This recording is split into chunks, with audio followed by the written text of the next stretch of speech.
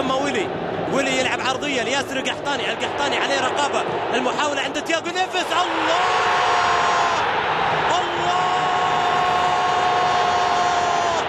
أحلى من كذا ما في، أحلى من هالجول ما في.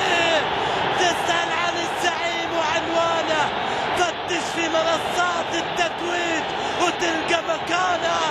الله يا تياغو، يسارية قوية تياغو نيفيز. هذه المرة ما تقدر عليها يا راضي، هذه المرة ما تقدر عليها يا راضي، صدقني ما تقدر. نيفيز قال اللي عندك طلعه يا راضي، اللي عندك طلعه، ورني وطلعه.